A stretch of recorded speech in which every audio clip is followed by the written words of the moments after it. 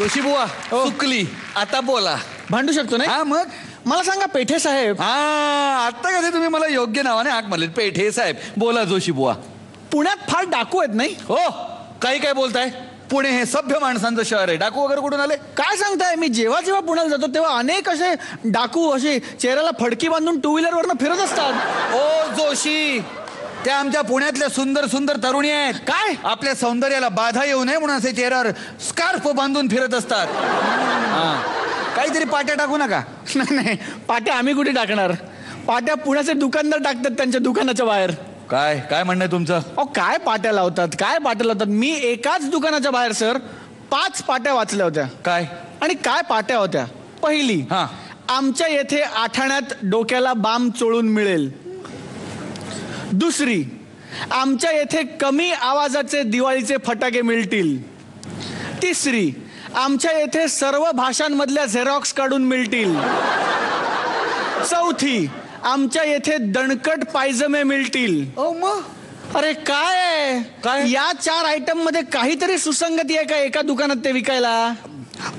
पण मला एक सांगा जोशी बुवा, तुमच्या इकडे कशी मॉल संस्कृती आहे ना, मग? तसं एकाच छपराखाली अशा अनेक गोष्टी मिळणारी आमची छोटेखानी मॉल संस्कृती आहे. मॉल संस्कृती? मग 5वी पाटी का होती? काय? आमची जगात कुठेही शाखा नाही.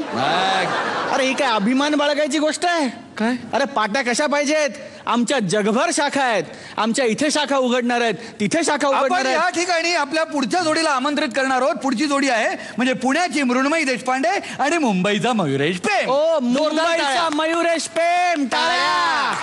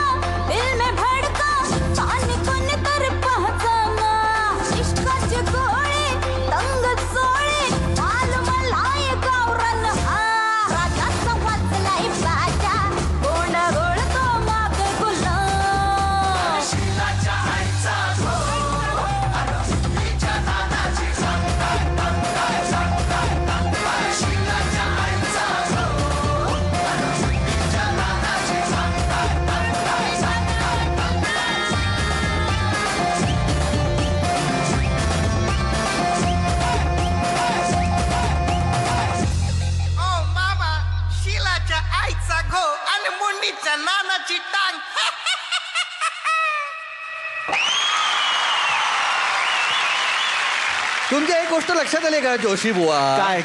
की शर्यत या चित्रपटामधलं चिनार महेश यांच्या संगीत दिग्दर्शनाखाली उर्मिला धनगर यांनी गायलेलं हे गाणं होतं, ज्याच्यावरती पुण्याच्या मृण्मयी देशपांडे आणि मुंबईच्या मयुरेश प्रेम यांनी नृत्य सादर केलं. आणि उत्तम झकास नृत्य सादर केलेलं आहे. वा वा वा वा वा वा.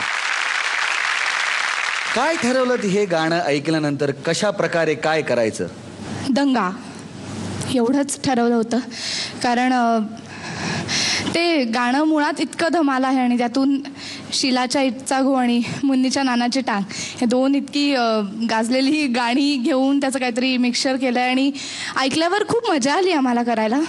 याच्या आधी एकदा मुन्नी करून झालं होतं आमचं, पुन्हा एकदा आता मुन्नी पार्ट 2 करूयात असं एक आमच्या डोक्यात होतं, दंगा करूयात आणि एवढंच ठरवलं होतं. खरं तर गाणं ऐकल्यावर ते खूप पॉवरफुल आहे, म्हणजे अशी आतून लगेच एक फायर म्हणतात परफॉर्मन्ससाठी, ते या गाण्यात ऑलरेडी होतं. सो परफॉर्मन्स करायला ते गाणं ऐकल्यानंतर चला नाचू आता असं म्हणजे होतंच कोणाला. मीच बोललेलं नको ना बोलू, वेगळं काहीतरी सांगणं आणखीन मुंबईकर. नाही सर, गाणं सगळीकडे सेम वाजणार ना, पुण्यात काय आणि मुंबईत.